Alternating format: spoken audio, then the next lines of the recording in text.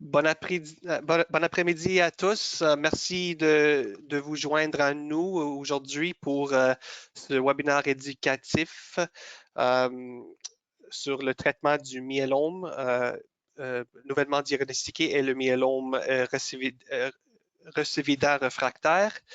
Mon nom est Gabriel Colas-Surdo. Je suis le gestionnaire de l'éducation et des services aux patients pour Myélome Canada. On est très content aujourd'hui d'avoir le docteur Leblanc de l'hôpital Maisonneuve-Rosemont qui va être ici avec nous. Avant qu'on commence avec la présentation, on va juste, je vais juste vous expliquer quelque chose. Alors, avant qu'on commence, j'aimerais remercier nos partenaires qui nous ont octroyé des subventions éducatives sans restriction pour faire ces webinaires. Ils ne seront pas possibles sans de leur générosité. Alors, Amgen, Binding Site, BMS, Janssen et Takeda. Alors, comme vous le savez, on vit des temps exceptionnels avec la pandémie de la COVID-19 et c'est pour ça qu'ici à Myélome Canada, on a commencé à faire beaucoup plus de webinaires. Alors, notre prochain webinaire, ça va être le jeudi 14 mars et c'est une opportunité pour rencontrer le Conseil consultatif des patients de Myélome Canada. Alors, vous les voyez ici, ça va être Manon Veilleux, notre représentant de Québec, qui va qui va animer la présentation jeudi le 14 mars. Alors, pour vous inscrire sur notre site web myélome.ca, cliquez sur Actualités et événements et sur Webinar. Tous nos webinaires sont enregistrés et sont disponibles sur notre chaîne YouTube. Alors, sur YouTube, youtube.com, vous tapez Myélome Canada dans la barre de recherche. Un des premiers résultats, ce serait notre chaîne YouTube. Vous pouvez vous souscrire à la chaîne. Chaque fois qu'on met une nouvelle vidéo dessus, vous recevrez une notification. De notre site web, myélome.ca, sur le menu, si vous cliquez ressources, il va y avoir une menu qui va s'ouvrir et vous cliquez sur vidéo éducative. Comment poser une question? Alors, à la fin pendant le webinaire, vous pouvez taper toutes vos questions dans cette boîte du logiciel GoToWebinar. Alors, si vous cliquez sur le triangle ici, question, cette boîte ici va ouvrir. Vous tapez la question ici et vous cliquez sur le bouton envoyer ou send. Alors, sans tarder, j'aimerais présenter le Dr Richard Leblanc, qui est hématologue à l'hôpital Maisonneuve-Rosemont, est professeur agrégé de clinique à l'Université de Montréal, ainsi que le titulaire de la chaire Myélome Canada sur le myélome multiple de l'Université de Montréal à l'hôpital Maisonneuve-Rosemont. Dr Leblanc, merci beaucoup d'avoir accepté notre invitation de présenter et c'est très apprécié et on est vraiment content. Donc, bonjour, merci de l'invitation à vous. J'espère que vous voyez l'écran et que vous m'entendez bien. Oui. Oui. Donc, il va y avoir en fait 3 parties à la présentation. Une première, un peu plus d'ordre général sur le myélome multiple, les manifestations diagnostiques, pronostiques. Il va y avoir une deuxième partie sur le traitement de première ligne, qu'on soit éligible à une autogreffe ou non éligible. Puis il va y avoir une troisième partie sur le contexte de la maladie récidivante, plus ou moins réfractaire au traitement préalable. Donc, pour commencer, le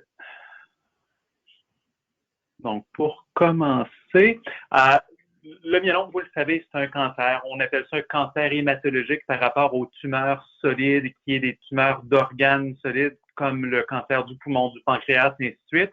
Donc, le myélome correspond à un cancer le plus souvent de la moelle osseuse, pas toujours, mais le plus souvent, qui résulte de l'accumulation de cellules du système immunitaire qu'on va appeler des plasmocytes. Donc, il va y avoir un clone de plasmocytes qui va se développer dans la moelle osseuse. Puis ces plasmocytes-là, leur rôle est de sécréter des anticorps. qu'on va appeler aussi immunoglobulines. Et comme on a un clone de plasmocytes qui vont être les cellules myélomateuses dont on parle, ils vont générer un clone d'anticorps monoclonal également. Donc, vous voyez une cellule souche qui va se différencier en différents types de cellules. Elle peut décider de se diviser en globules rouges, de maturer en plaquettes, en neutrophils, en monocytes. Il y a toutes sortes de cellules du sang. Parmi les cellules, il y a les lymphocytes B, et quand le lymphocyte B mature davantage, il va donner le plasmocyte. Et c'est quand ce plasmocyte-là acquiert un comportement anormal de par des insultes génétiques répétitives, ben, ces plasmocytes-là, on va les appeler des cellules myélomateuses qui vont conserver leur capacité à sécréter des anticorps. Donc, quand on a quelqu'un, un patient qui a un myélome multiple, dans la moelle osseuse, qui est l'usine à production des cellules du sang, où toutes les cellules du sang sont produites, ben, qu'est-ce qui se passe?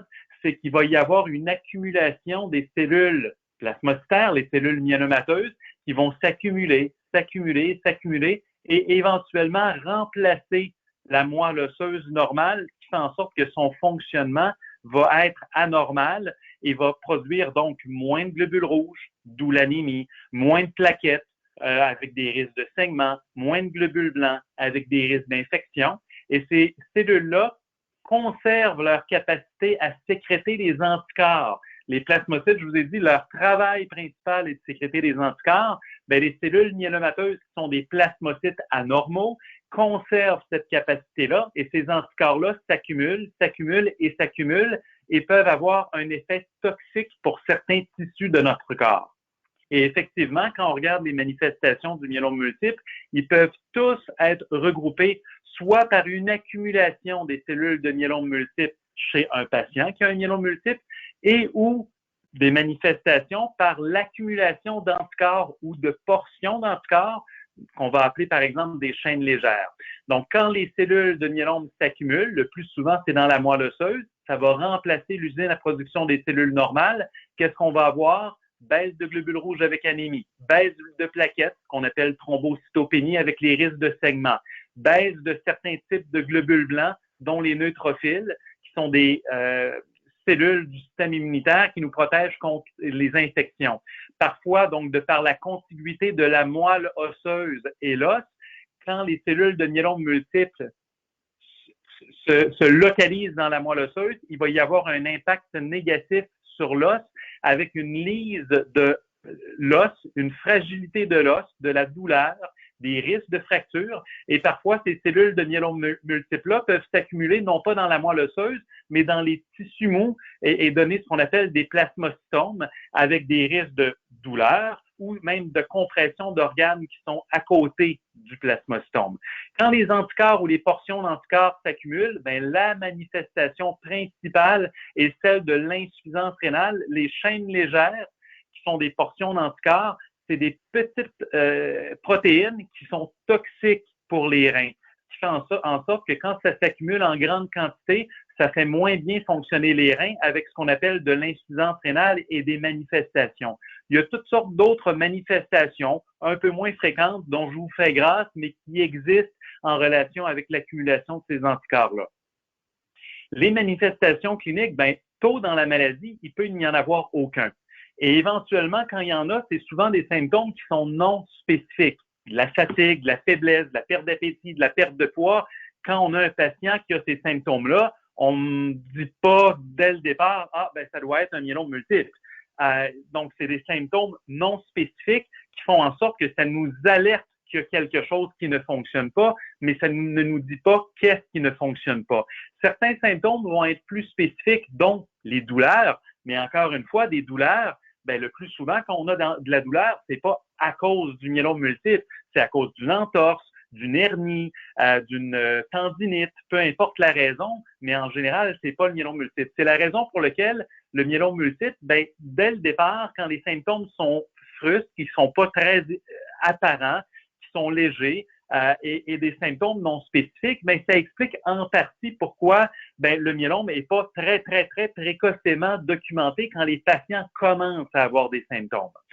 Puis le myélome multiple, il n'est pas diagnostiqué, comme je viens de dire, par les symptômes ou par l'examen physique, par exemple, mais quand on a un tableau clinique, soit par le questionnaire, moins souvent par l'examen physique, mais quand on a un tableau clinique plausible de myélome multiple, même si ça peut être autre chose, ben là, c'est là qu'il faut investiguer par des tests biologiques, des prises de sang, des prises urinaires, plus ou moins des prises de prélèvement de moelle osseuse, et aussi de l'imagerie médicale en médecine nucléaire ou en radiologie pour tenter de confirmer le diagnostic. Les critères diagnostiques, donc on en a quelques-uns. Ça prend une plasmacytose médulaire de 10% et plus. C'est quoi une plasmacytose médulaire? Ben, médulaire réfère à la moelle osseuse. Donc, ça prend une quantité de plasmocytes. Les cellules normales que je vous parlais, ben, quand ils sont anormales, on les appelle des cellules de myélome multiple ou des cellules myélomateuses, mais leur nom, quand ils sont normales, c'est des plasmocytes, d'où le terme plasmacytose médulaire. Normalement, des plasmocytes, on en a dans la moelle, mais il y en a peu. Il y en a souvent 1, 2, 3% de cet ordre-là. C'est quasi toujours en bas de 5%. Quand on a 10% et plus de plasmocytes dans la moelle, surtout quand ils sont clonaux, quand on documente par nos tests biologiques en laboratoire qu'ils proviennent d'un seul clone, ben en soi, c'est une partie du diagnostic du myélome multiple. On peut ne pas avoir ça si on documente par une biopsie sur une masse tissulaire nouvellement apparue. Par une biopsie, on démontre qu'il y a un plasmostome, c'est-à-dire une agrégation, si vous voulez, dans un même endroit de cellules de myélome multiple. On va parler de plasmostome. Ben, en soi, ça peut remplacer l'examen de moelle. Mais ça prend l'un et ou l'autre pour le diagnostic et ça prend une atteinte d'organes. S'il n'y a aucune atteinte d'organes, qu'il n'y a rien qui nous suggère le myélome multiple, qu'il soit actif, qu'il soit symptomatique, on va parler, comme vous allez voir tout à l'heure, de myélome indolent. Donc, en plus de ce critère-là de présence des cellules tumorales, ça prend une atteinte d'organes cibles qui peut être par hypercalcémie, les niveaux de calcium dans le sang qui augmentent de par l'atteinte osseuse. Ça peut être de l'insuffisance rénale. On en a parlé tantôt, les chaînes légères ont une toxicité pour les reins avec ce qu'on appelle la créatinine. Donc, la créatinine est un marqueur qui est éliminé par les reins. Plus ils sont bas, plus les reins fonctionnent. Plus la créatinine est haute, moins les reins fonctionnent. Donc, quand la clairance de la créatinine diminue ou que la créatinine augmente, ben, c'est un reflet de l'insuffisance rénale, c'est un autre organe cible. L'anémie, comme on parlait tout à l'heure, de par le remplacement de la moelle osseuse normale par des cellules anormales, qui sont les cellules de myélome multiple, ben, on a comme résultante de l'anémie, c'est-à-dire une baisse des globules rouges en bas d'un certain seuil. Et le dernier critère, c'est des lésions qu'on appelle lytiques, c'est les lésions typiques du myélome multiple sur l'os. Donc, quand on a l'un de ces marqueurs-là, de ces 4 atteintes d'organes cibles, c'est suffisant quand on a une plasmacytose médulaire de 10% et plus ou un plasmacytome prouvé de dire que quelqu'un a un myélome multiple. Parfois, il y a des gens qui n'ont pas d'atteinte d'organes cibles. On fait le bilan puis on ne voit rien de ces 4 anomalies-là. Par contre, il y a des patients qui vont avoir ce qu'on appelle des biomarqueurs qui sont à haut ou très haut risque de progression. Donc, la plasmacytose médulaire, quand c'est au de 60% et plus, ou quand les chaînes légères, le ratio kappa sur lambda, on va en reparler tout à l'heure ou on pourra me poser des questions un peu plus tard, quand ce ratio-là est plus grand que 100 pour 1 ou 1%, ou encore quand en résonance magnétique, il y a des lésions focales, ben même s'il n'y a pas d'atteinte d'organes cibles, s'il y a un des biomarqueurs qui sont associés à un haut risque de progression vers le myélome multiple, ben c'est suffisant pour mentionner qu'un patient a un myélome multiple et on devrait l'approcher comme tel avec proposition d'un traitement. Les critères, donc les diagnostics, la plasmacytose médulaire, on s'est aperçu que les gens qui ont beaucoup de plasmocytes, de cellules myélomateuses dans le sang ici, donc 60% et plus, quand on regarde au fil du temps, les patients qui vont développer un myélome multiple, c'est très rapide. La vaste majorité le développe rapidement. La même chose pour les gens qui ont un ratio des chaînes légères kappa sur lambda ou lambda sur kappa de 100 pour 1 ou plus, ou encore qui ont plusieurs lésions focales, développent plus rapidement des myélomes multiples, donc on suggère des traitements. Ces critères diagnostiques-là de myélome multiple ou myélome multiple symptomatique, c'est par opposition à ce qu'on appelle une entité, le myélome indolent. Myélome indolent, c'est qu'il y a un pic monoclonal d'une certaine quantité, hein, le produit d'anticorps qui est de 30 grammes par litre ou plus, ou si c'est des chaînes légères au-dessus d'un certain seuil, avec une plasmocytose médulaire qui correspond aux critères de myélome multiple, mais qui n'ont aucune atteinte d'organe cible. Quand il n'y a rien, pas d'atteinte d'organe cible et pas de biomarqueur non plus, à ce moment-là, on va parler de myélome indolent. Et ça, c'est par opposition à une entité qui est un peu à chevauchement entre le bénin et le malin, mais c'est monoclonal. On appelle ça le MGUS, c'est un acronyme anglais. Quand la quantité d'anticorps est inférieure aux critères de myélome indolent, quand la plasmocytose médulaire est inférieure à 10 quand il n'y a aucune atteinte d'organe cible, on va parler à ce moment-là de MGUS avec des risques de développer le myélome multiple dans le futur, mais des risques moindres quand on a un MGUS que quand on a un myélome indolent. Côté pronostic, on n'a pas de boule de cristal. On n'en a vraiment pas, mais on tente d'obtenir ou de développer des outils qui peuvent nous donner une idée si un patient est moins à risque de mauvaise évolution ou si un patient est plus à risque d'une mauvaise évolution. Dans les années 2005, on a développé un outil qu'on appelle le ISS, International Staging System, qui comprenait deux marqueurs biologiques ou biochimiques qu'on appelle la bêta-2 microglobuline et l'albumine. Et selon les valeurs de ces deux marqueurs-là, on pouvait être stade 1, stade 2 ou stade 3, où le stade 3 avait une moins bonne évolution. Dès ce moment-là, on savait que la génétique était un facteur important, mais comme dans ces années-là, la génétique était plus difficilement accessible pour les gens qui traitaient le myélome multiple, on ne l'avait pas incorporé. Par contre, plus récemment, donc en 2015, est apparu ce qu'on appelle le ISS, mais cette fois-ci revisé, où on inclut toujours ISS, mais on ajoute des facteurs pronostiques comme les LDH et les anomalies cytogénétiques. CA pour Cytogenetic Abnormality.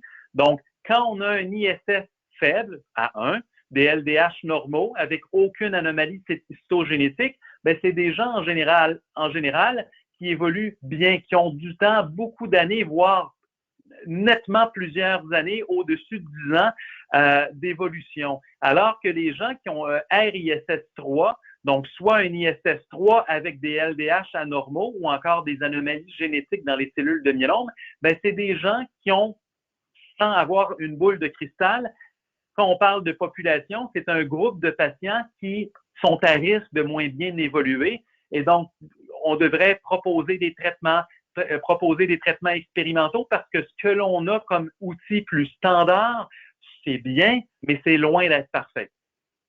On a des anomalies donc génétiques, on en a parlé dans le RISS, on regarde différentes anomalies, puis je vous fais grâce là des différentes anomalies qui sont notées, mais ça a été validé pour les trois principales qui sont passablement bien validées, comme la délétion 17P, la translocation 414, la translocation 1416, mais il y a d'autres anomalies qui sont associées à des moins bonnes évolutions. Donc, quand quelqu'un a un nouveau diagnostic de myélome multiple, les différents marqueurs que je viens de vous donner, la bêta-2 microglobuline, l'albumine, les LDH, une ponction de moelle pour regarder dans les cellules de myélome multiple les anomalies génétiques, c'est toutes des choses qui doivent être faites pour bien caractériser le myélome multiple d'un patient donné.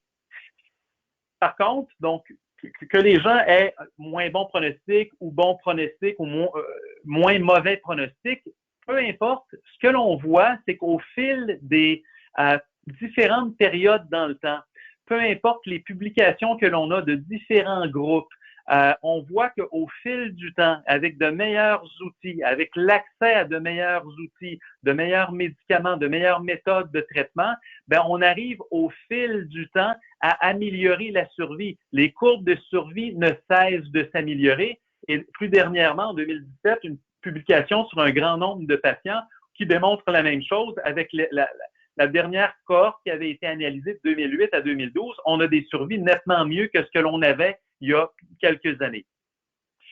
Donc, ça termine la première portion de la présentation sur le myélome multiple, ce que c'est, les manifestations, les valeurs pronostiques, bien qu'on soit encore pas très bon pour l'aspect pronostic, ben, on a certains outils qui nous aident pour avoir une idée comment risque d'évoluer le myélome multiple d'un patient en particulier. La deuxième partie de la présentation, c'est les traitements de première ligne. Donc, les traitements, c'est toujours basé sur différents facteurs qui sont les stades de la maladie, la rapidité ou la vélocité de progression. L'âge du patient ne fait pas foi de tout. Il y a des gens de 80 ans qui sont qui sont en bon état clinique. Il y a des gens de 55 ans qui sont en mauvais état clinique. Mais c'est sûr qu'on tient compte de l'âge, on tient compte de l'état de performance du patient, on tient compte de ses antécédents ou les comorbidités. Est-ce que le patient est connu pour un diabète? Est-ce qu'il est connu pour une maladie pulmonaire? Est-ce qu'il est connu pour des neuropathies, et ainsi de suite? La présence de symptômes ou de complications particulières, ça peut moduler les traitements que l'on a. Mais d'abord et avant tout, ce qui est le plus important, une fois qu'on donne l'information aux patients sur les différentes options de traitement, ben au bout de la ligne, à la fin de la journée, c'est le patient qui décide qu'est-ce qu'il désirait comme traitement. Parfois, il y a des patients qui vont nous dire, regardez, docteur, oui, je comprends que tel traitement, c'est ce qui est le mieux, c'est ce qui vous donne les meilleurs résultats, mais le traitement, il est un peu encombrant, il demande beaucoup de visites à l'hôpital, beaucoup de prélèvements sanguins, des traitements par les veines. Je préférais d'avoir une alternative, par exemple, par la bouche, qui est peut-être un peu moins efficace, mais mon choix personnel, je préfère avoir tel traitement. Ça reste, en bout de ligne, le désir, la volonté des patients. La fameuse ligne du temps où on voit qu'à partir de 1962, on a eu notre premier traitement qui a documenté de l'efficacité pour le myélome multiple, qui s'appelle le melphalan, qui est encore utilisé aujourd'hui. Depuis multiples documentations de d'autres médicaments ou d'autres protocoles de traitement qui sont efficaces, comme le Prostox, qui est encore utilisé aujourd'hui, l'ajout de corticostéroïdes comme le melphalan ou le Décadron, le VAD, qui est à peu près plus employé aujourd'hui, mais qui a été utile pendant plusieurs années, l'apparition en 96 de l'autogreffe avec les biphosphonates des protecteurs osseux, l'arrivée de la thalidomide en 99. Dans les années 2000, le bortezomib a suivi le lénaludomide, a suivi le pomalidomide, plus récemment le carfilzomib et encore plus récemment, en décembre 2018, pour le Québec, l'accès au daratumumab. L'arrivée de ces médicaments-là n'a pas changé globalement le décours de la maladie. Comme vous voyez, c'est des poussées rémissions, c'est-à-dire qu'il y a des récidives, il y a des rémissions qu'on obtient avec le traitement. Ce qui a changé, par contre, c'est la durée de contrôle de la maladie. Bien que pour la vaste majorité des patients, on n'arrive pas à guérir la maladie, on arrive à la contrôler quand même nettement plus longtemps, où il y a à peu près 2 décennies, un petit peu plus, la survie, malheureusement, des gens qui ont un myélome multiple était de l'ordre de 2 et devenu 3 ans quelques années plus tard. Aujourd'hui, on parle de survie médiane de 5 à 6 ans. On est encore loin de la baguette magique, mais c'est quand même des petits pas qui se font continuellement pour faire en sorte d'avoir des outils. Et si on n'arrive pas à guérir la maladie, qu'on la contrôle le plus longtemps possible pour que les patients aient une qualité de vie le plus longtemps possible, versus idéalement de trouver le traitement qui guérit, mais on n'est pas encore rendu à cette étape-là. Par contre, on est quand même rendu pour plusieurs patients à obtenir une vie pas mal plus près de la normale que ce que l'on avait il y a 2 décennies. Historiquement, comme vous avez vu avec la ligne du temps, l'autogreffe est arrivé avant la panoplie de nouveaux outils plus efficaces que ce qu'on avait auparavant. Ce qui fait en sorte que la décision initiale de traitement est basée sur l'autogreffe, parce qu'historiquement, on y a eu accès beaucoup plus précocement que les nouvelles molécules plus efficaces. L'autogreffe, les critères d'âge, au-delà de 70 ans, on devrait s'en abstenir parce qu'il y a des risques associés à la technique, à l'autogreffe, et plus on gagne en âge, plus les risques de mortalité associés à la procédure ou de complications associées à l'autogreffe sont grands. Donc, jusqu'à 65 ans, c'était l'âge usuel où les premières études ont démontré l'intérêt de l'autogreffe.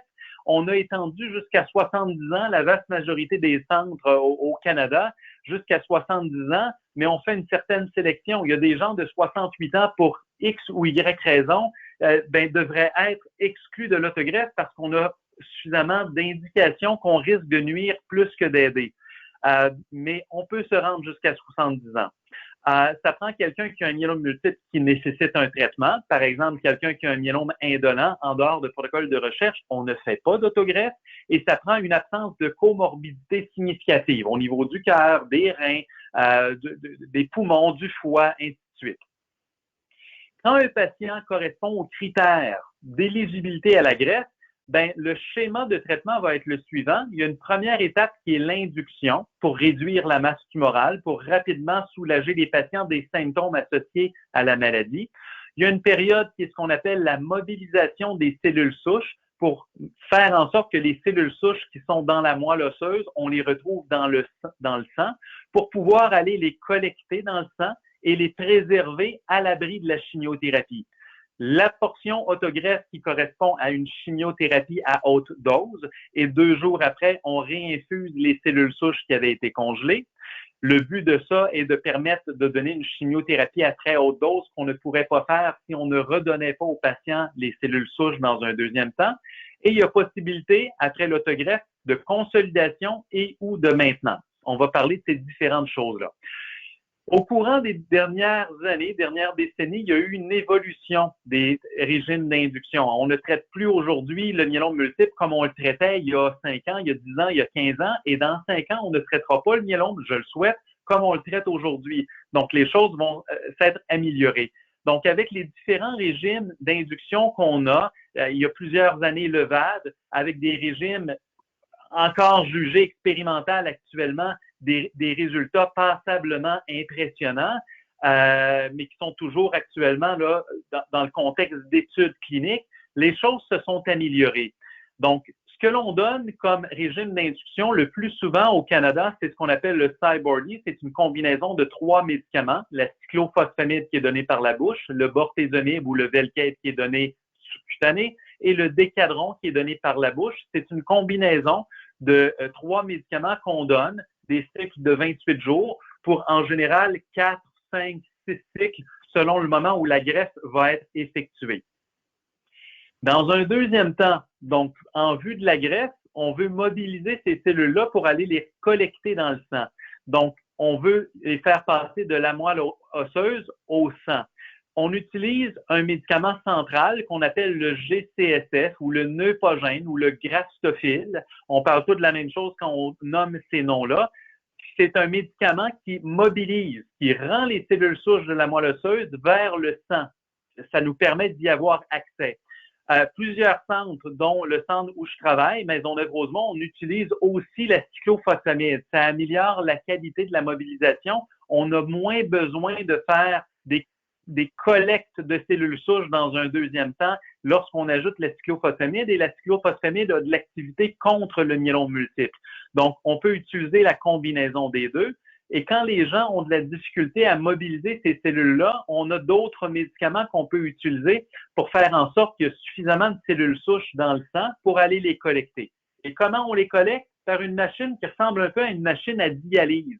Mais au contraire de la dialyse dont le but est d'enlever les déchets, de purifier le sang des déchets, ben une machine à leucaphérèse, ce qu'on appelle, l'intention est d'aller chercher des cellules souches. Donc, par cet appareil-là, le patient, par voie veineuse, est connecté à cette machine-là. On fait passer le sang dans cette machine-là qui va enlever, qui va retirer les cellules souches, et on redonne le sang au patient. Puis quand on a suffisamment de cellules souches, ben on arrête la leucaphérèse et on préserve au congélateur les cellules souches pour y avoir accès dans un deuxième temps dans le contexte de l'autogreffe. L'autogreffe elle-même, ben le but, c'est pas de faire l'autogreffe, de réinfuser des cellules souches. Le but de ça, c'est de permettre de donner une chimiothérapie à très haute dose qu'on ne pourrait pas donner si quelques jours après la chimiothérapie à haute dose, on ne redonnait pas les cellules souches.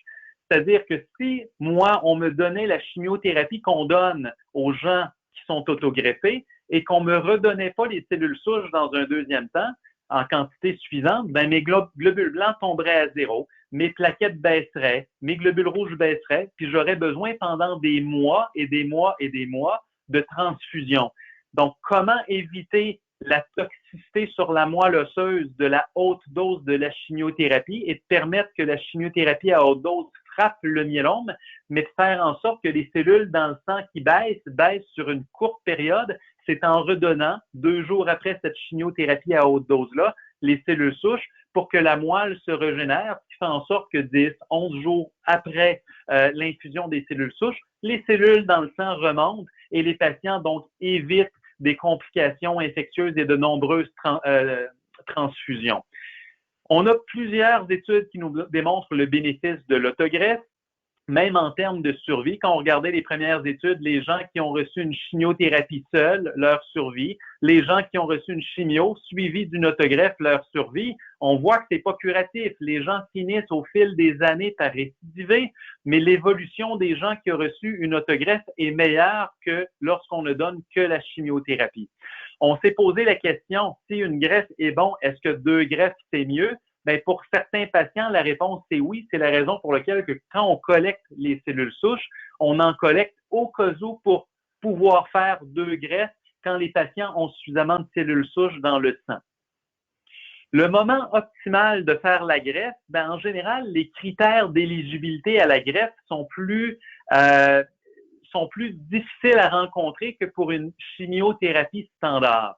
Ce qui fait en sorte que lorsqu'un patient est éligible en première ligne de traitement à la greffe, ben, en général, on préfère lui proposer lors du traitement de première ligne que lors d'une récidive parce qu'on ne sait pas si lors de la récidive, le patient va toujours être éligible.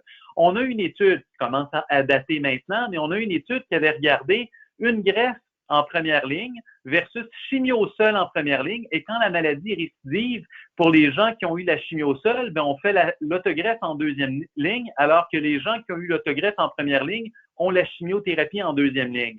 Donc, qu'on commence par l'un ou par l'autre, ben au bout du compte, l'évolution est la même. Ce qui fait en sorte que ce n'est pas une folie, une hérésie de ne pas greffer en première ligne de traitement, mais encore une fois, si un patient est éligible en première ligne de traitement, rien ne nous dit qu'il va l'être ultérieurement, quelques années plus tard, en deuxième ligne de traitement. Donc, en général, on propose la greffe en première ligne de traitement. On sait que l'induction, donc le traitement de première ligne, suivi d'une autogreffe, c'est très bon, mais ça ne guérit pas. Puis on sait que les gens vont récidiver. En général, après 1 ou 2 autogreffes, la maladie récidive 2 à 3 ans après la greffe, en moyenne. Il y a des gens qui font moins long avant que la maladie récidive, il y a des gens qui font plus long. Il y a 2 concepts qui sont apparus dans les 10-15 dernières années, celui de la consolidation et celui de la maintenance. La consolidation, c'est quoi? C'est un traitement de courte durée après une autogreffe dont le but est de majorer la qualité des réponses. La maintenance, quant à elle, c'est aussi donné en myélome multiple après la greffe, mais c'est un traitement d'une durée prolongée, voire indéfinie, dont le but, c'est pas tant d'améliorer la qualité de réponse, mais de maintenir les acquis de la réponse beaucoup plus longtemps que ce que ça ferait sans traitement d'entretien. La consolidation, je ne vous en parle pas parce qu'on n'a pas d'études qui nous démontrent que lorsqu'on utilise de la maintenance, la consolidation ajoute une plus-value. Et on sait qu'on ajoute des effets secondaires. Donc ça, je vais le mettre de côté actuellement. Ce n'est pas un traitement standard en dehors de protocole de recherche qu'on préconise actuellement. Par contre, la maintenance, donc, c'est pas un concept nouveau. Déjà, à l'âge où on avait accès à certains médicaments comme le melphalan, l'interféron, la thalidomide, on les a tentés après l'autogreffe pour obtenir des réponses plus longues. Par contre, en raison de leur toxicité, de leurs effets secondaires, même si pour certains, il y avait des bénéfices, il y avait trop d'effets secondaires pour justifier le peu de bénéfices que ça apportait. Par contre, avec des traitements un peu plus modernes, comme le lénalidomide qui est le Revlimid, ou encore les inhibiteurs des protéasomes comme le bortezomib et l'ixazomib, ben là, l'efficacité s'est améliorée et les toxicités ont diminué. Lorsqu'on regarde les différentes études que l'on a, on a des études, 4 études de patients éligibles à la greffe. Ils sont tous greffés et il y a une randomisation entre le lénalidomide et le placebo. Et on regarde ce qui se passe au fil du temps. Dans toutes ces études-là, l'ajout de lénalidomide repoussait de façon très significative le moment où la maladie revenait. Et pour certaines de ces études-là, ça améliorait également la survie globale. Donc, au fil du temps, avec une méta-analyse qu'on a eu, une étude de grande qualité plus récemment, on démontre que Donc, effectivement, les récidives sont repoussées de façon très significative, mais également la survie est améliorée chez des gens qui reçoivent le traitement d'entretien que chez des gens qui ne le reçoivent pas. Donc, le traitement d'entretien, typiquement avec le lénalidomide, est devenu un traitement standard donné en monothérapie, c'est-à-dire que le lénalidomide n'est pas donné en combinaison avec plein d'autres médicaments, il est donné seul. C'est comme ça qu'il a été démontré efficace avec des bénéfices de survie. C'est devenu un traitement standard. Par contre, on a toujours l'inquiétude parce que les études qui ont regardé le lénalidomide utilisé après l'autogreffe, on sait que ça augmente le risque de cancer. Il n'y a personne qui est épargné du cancer. Je suis à risque de cancer. Chacun d'entre vous est à risque de cancer. Et si on en a développé un, on peut en développer d'autres. Par contre, quand on regarde l'incidence de développement de cancers secondaires, d'autres cancers chez des gens qui ont un myélome multiple, qui ont été autogreffés et qui ont eu le Revlimid en entretien versus ne pas avoir de Revlimid en entretien, on voit que les gens qui ont eu le Revlimid, l'incidence de cancer secondaire est augmentée par rapport aux gens qui n'ont pas d'entretien. Par contre, sans vouloir banaliser cette observation-là d'une augmentation modeste mais réelle des cancers secondaires, quand on regarde les gens qui peuvent avoir des décès d'une autre cause que le cancer secondaire, on inclut là-dedans évidemment le myélome multiple, versus le développement de cancer secondaire, les gens qui ont un myélome multiple, qui sont autogreffés, quand on leur propose le lénalidomide en entretien, on doit leur dire d'être plus craintifs du myélome multiple que des cancers secondaires. Le myélome multiple cause plus de problèmes que les cancers secondaires. Entre deux mots, on choisit le moindre. Le lénalidomide a prouvé, démontré une amélioration, une augmentation de la survie.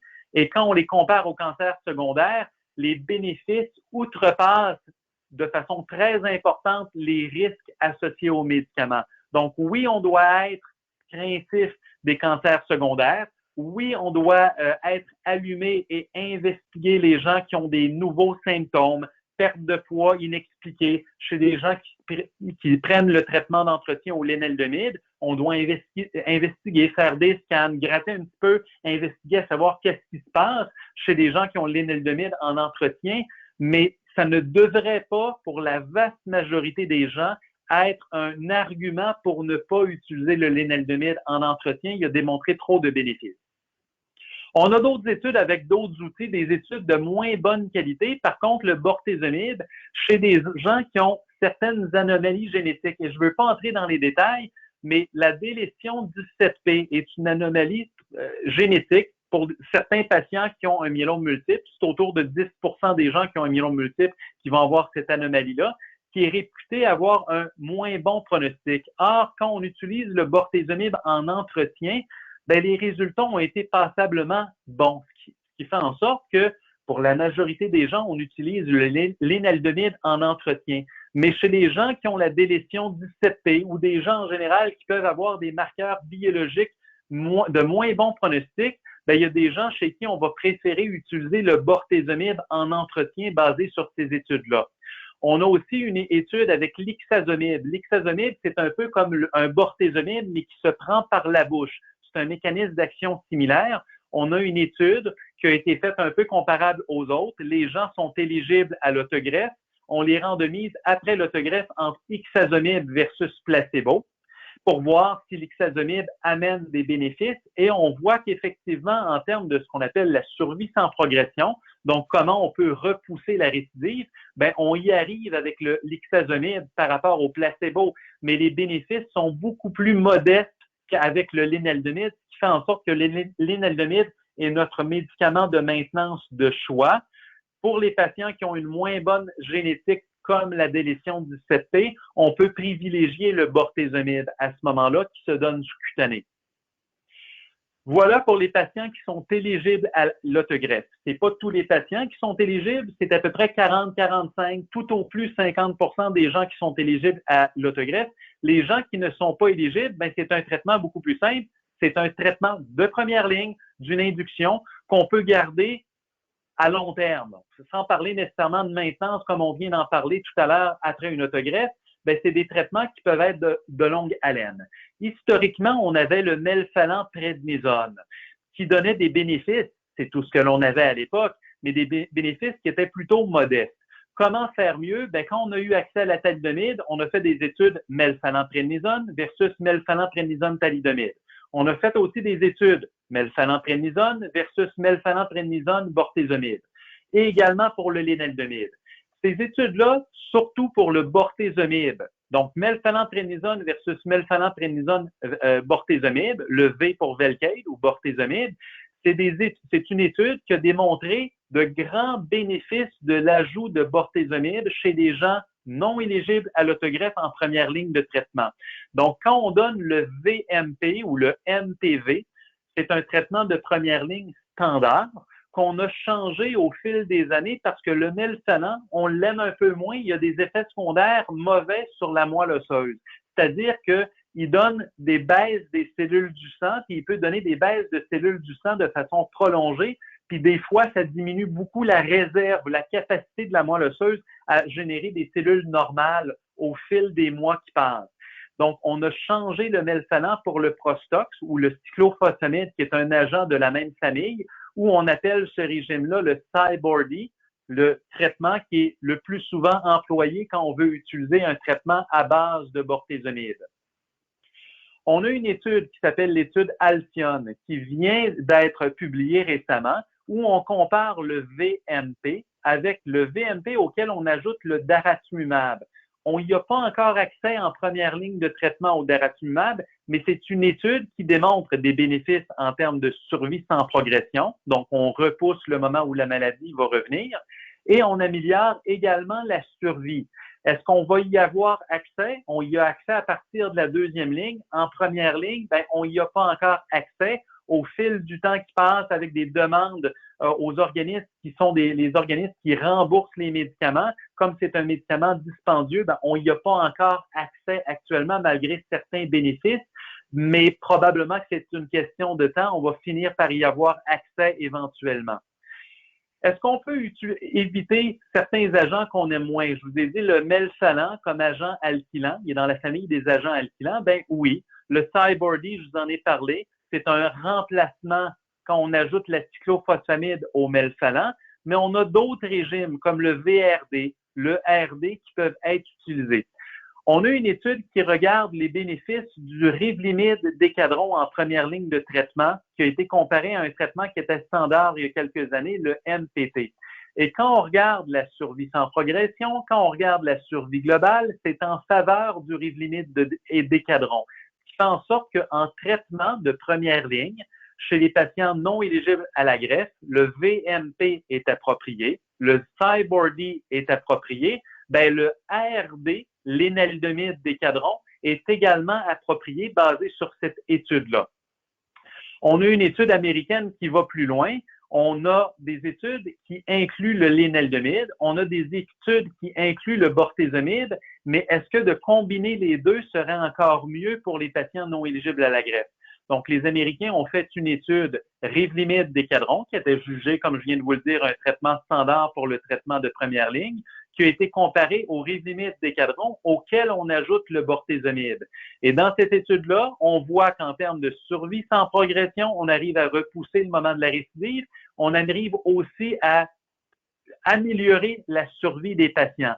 C'est un régime, par contre, au Québec, qu'on n'a pas accès. Donc, en traitement de première ligne chez les gens non éligibles à la greffe, on a accès au Cybordi ou VMP. On aurait accès au MPT avec la thalidomide, mais la thalidomide est associée à beaucoup d'effets secondaires. On ne l'utilise plus en pratique.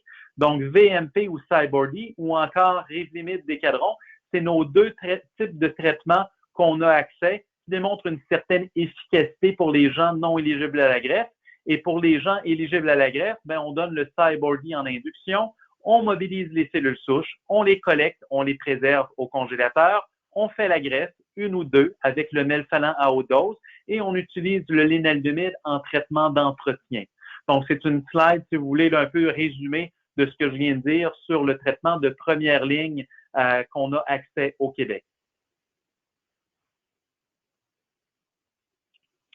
Donc, pour la troisième partie de la présentation, le traitement de la maladie récidivante et ou réfractaire. Donc, ce que l'on sait, c'est qu'avec les traitements standards, le myélome multiple, malheureusement, on n'arrive pas à le guérir. C'est pas tout à fait vrai. Il y a un petit pourcentage, 1, 2, 3% probablement de cet ordre-là, de gens qui sont éligibles à la greffe, qui ont été autogreffés, qui, à 10 ans, 15 ans, 20 ans, n'ont pas récidivé. Donc, je ne sais pas quelle est la définition de guérison pour le myélome multiple, mais si on est capable d'en donner une, ben à 10 ans, 15 ans, 20 ans, sans aucune trace du myélome multiple, on se rapproche de la définition de guérison. Donc, il y a probablement un petit pourcentage de gens qui peuvent espérer ne pas avoir de récidive, mais ce n'est pas suffisamment fréquent pour qu'on en fasse une règle. C'est la raison pour laquelle on dit classiquement aux gens qui ont un myélome multiple, ben malheureusement, on n'a pas de traitement curatif. Et donc, cette exception-là du petit pourcentage, c'est les gens qui ont une autogreffe. Pour les gens qui n'ont pas d'autogreffe, on n'arrive pas à avoir un plateau quelconque, même très faible, de 1, 2, 3% dans la survie. Malheureusement, les gens finissent un jour ou l'autre par récidiver. Comment on définit une récidive en myélome multiple? Ben, c'est des gens, évidemment, qui ont été préalablement traités, qui ont eu au moins une réponse qu'on appelle minime, c'est-à-dire un certain pourcentage de réduction des marqueurs tumorales du myélome multiple, qu'il n'y a pas eu de progression pendant la thérapie et à l'intérieur des 60 jours, et qu'il y a eu une progression au-delà des 60 jours par une augmentation des marqueurs tumorales de l'ordre de 25% en valeur relative, ou encore de nouvelles lésions osseuses, de nouveaux plasmacytomes ou de développement d'insuffisance rénale, d'hypercalcémie, d'anémie ou certains symptômes associés au myélome multiple. Quand on répond à ces critères-là, donc on a ce qu'on appelle un patient qui est en maladie récidivante. On a aussi des gens qui sont réfractaires. Comment on définit l'état réfractaire? C'est soit des gens qui progressent pendant qu'ils reçoivent un traitement, sans avoir obtenu une réponse minimale préalable, ou à l'intérieur, ou qui progressent à l'intérieur de 60 jours de la fin du traitement. Pour ces patients-là, on va dire qu'ils sont réfractaires à leur dernière ligne de traitement. Il y a différentes catégories. Les gens qui ont une maladie récidivante, c'est-à-dire qui ont déjà répondu dans le passé, mais qui sont réfractaires à leur dernière ligne de traitement. Et il y a les primairement réfractaires qui n'ont jamais répondu à leur traitement préalable. Heureusement, c'est pas fréquent aujourd'hui avec les meilleurs outils que l'on a, mais ça existe, ça arrive. Quand la maladie revient, quand est-ce qu'on devrait proposer aux patients des traitements? Ben, ça a certaines controverses. C'est-à-dire que quand on voit une récidive biochimique, c'est-à-dire que par les prises de sang, on voit que la maladie est en train de revenir. Est-ce qu'on devrait à ce moment-là proposer aux patients un traitement ou bien on devrait attendre d'avoir ce qu'on appelle une récidive clinique ou une progression clinique, donc de nouvelles lésions osseuses, une nouvelle insulte sur les reins, ou une atteinte d'organes cibles quelconque, je suis beaucoup plus de l'école, la philosophie de prévenir. Quand on voit qu'on a des marqueurs biologiques de progression pour un patient qui a déjà eu un myélome multiple symptomatique, j'ai de la difficulté à justifier qu'on devrait attendre que le patient ait des problèmes avant de reproposer au patient un traitement. Bien évidemment, il y a des exceptions. Parfois, les récidives biochimiques sont à très faible vélocité. C'est-à-dire que le marqueur tumoral, l'anticorps ou la portion d'anticorps qu'on mesure dans le sang, augmente, mais augmente d'une telle vitesse, tellement lente, qu'on a de la difficulté à justifier de proposer des traitements maintenant. Et des fois, on observe un peu plus longtemps avant de proposer des traitements. Mais j'ai comme philosophie de vouloir proposer des traitements, parfois un peu trop vite qu'un peu trop tard quand les gens ont des fractures, ont besoin de dialyse sur de l'insuffisance rénale. Je vous mets ça un peu plus sévère comme progression, mais ça arrive des gens qui, au moment de la progression, ben, la progression a été un peu plus rapide, puis ils se ramassent avec des problèmes un peu plus significatifs. Donc, en général, on a tendance à traiter en récidive biochimique plutôt qu'attendre les problèmes. On sait aussi que des gens qui commencent un traitement. Je vous donne le scénario d'une étude qui a été faite en Europe de 100% de patients qui ont eu un diagnostic de myélome multiple. 95% ont commencé des traitements de première ligne. Il y a 5% des gens soit qui ont refusé ou soit qui n'avaient pas un état général pour pouvoir avoir des traitements. Donc, 95% des patients ont commencé un traitement.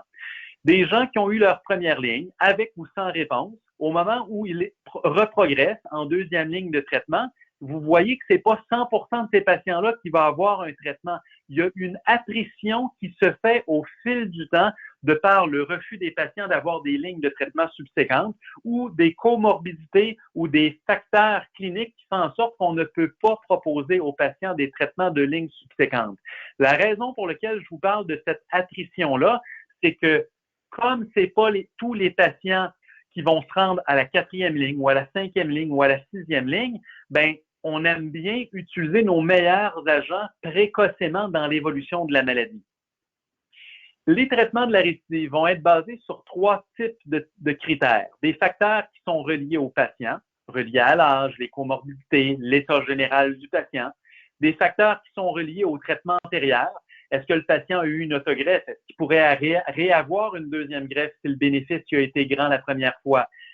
Selon les comorbidités, si j'ai un patient qui a des contre-indications à un certain outil ou certaines comorbidités qui limitent l'utilisation de certains outils, je vais peut-être vouloir utiliser d'autres outils à la place de ceux-là. Le mode d'administration, la forme orale, est souvent bien apprécié des patients plutôt que les formes intraveineuses ou sous-cutanées.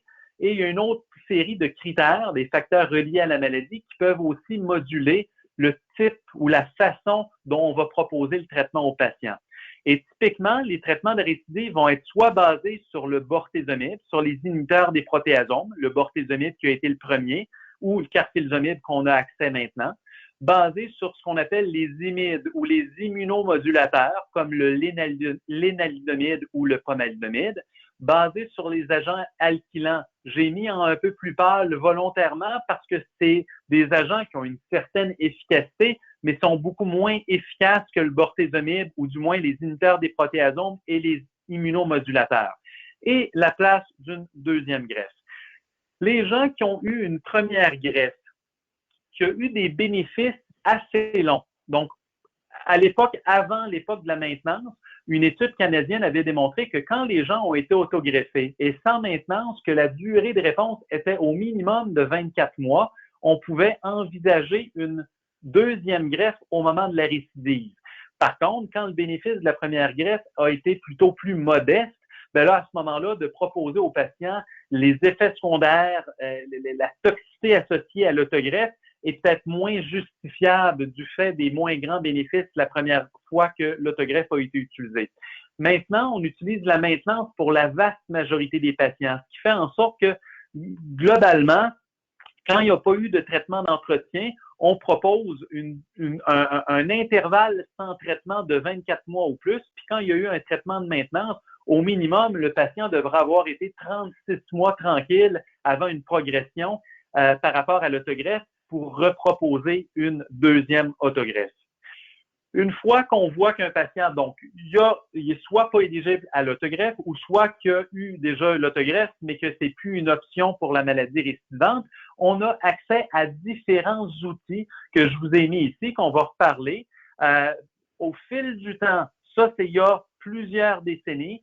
Ça, c'est beaucoup plus aujourd'hui avec le DRD, on va en reparler. Ben, on voit qu'au fil du temps, ben, on s'améliore constamment. Ça, c'est la survie sans progression, c'est-à-dire combien de temps on peut garder la maladie tranquille sans récidive. Et ça, c'est les réponses et les qualités de réponse. En bleu foncé, c'est les réponses complètes. On voit qu'au fil du temps, les réponses et les qualités de réponse s'améliorent. Donc, globalement, c'est encourageant avec la recherche, avec l'accessibilité des médicaments qui est le fruit de la recherche.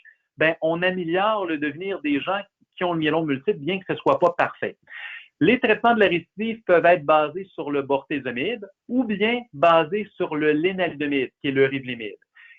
Autrefois, on avait le bortezomib comme agent seul. On a une étude qui comparait bortezomib versus décadron pour voir que le bortezomib était meilleur que le décadron. Sauf que les bénéfices, oui, ils étaient mieux que le décadron, mais ils étaient plutôt modestes. On s'est posé les questions, qu'est-ce qu'on peut faire avec le bortezomib pour augmenter son efficacité? Une des options, c'est d'ajouter un autre agent. Donc, souvent, le bortezomib est donné en combinaison maintenant avec le décadron.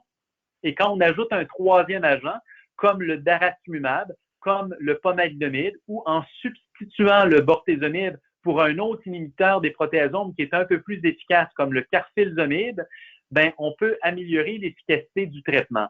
La même chose que l'on peut voir donc avec le lénaludomide, on a des études qui datent d'il y a plus de 10 ans qui regardent lénaludomide décadron versus décadron seul qui était le standard à l'époque pour démontrer dans ces études-là que le lénaludomide décadron est supérieur au décadron seul. Sauf que les bénéfices étaient modestes. Encore une fois, comment améliorer l'efficacité du régime lénaludomide décadron? Ben, en ajoutant un troisième agent, en ajoutant l'élotuzumab, en ajoutant l'ixazomib, en ajoutant le daratumumab, en ajoutant le carfilzomib, on a eu plusieurs études qui ont regardé ces choses-là.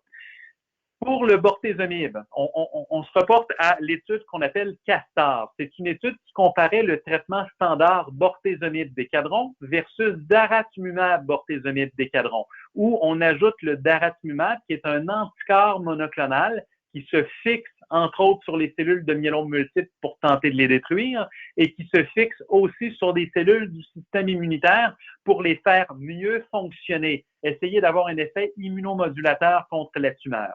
Donc, cette étude-là nous démontre de grands bénéfices, c'est-à-dire que quand on regarde les taux de réponse, ce qu'on appelle le overall response rate, 83% des gens qui avaient le DVD ont eu des réponses partielles ou mieux, versus 63% pour les gens qui avaient le bortezomib décadron seul. Quand on regarde les réponses complètes ou mieux, 46% des gens ont eu, 19,2% ont eu une réponse complète ou mieux versus 9% dans le bras contrôle. Donc, en termes de taux de réponse et de taux de réponse de qualité, l'ajout de daratumumab était plus efficace. En termes de survie sans progression, d'être vivant sans trace de maladie, l'ajout de daratumumab a fait nettement mieux que le Velcade décadron seul. Donc, c'est une étude qui a changé réellement les conduites.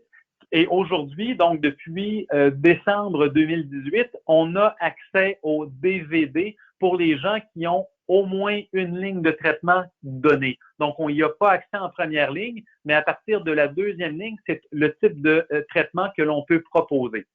On a une autre étude qu'on appelle l'étude optimiste, qui compare encore le même contrôle, bortezomib décadron ou Velcade décadron, versus pomalidomide Velcade décadron. Et quand on compare les deux, on voit un peu les mêmes observations. Les taux de réponse et les qualités de réponse sont meilleurs lorsqu'on ajoute le pomalidomide et la survie sans progression est meilleure lorsqu'on ajoute également le pomalidomide par rapport à quand on ne le met pas.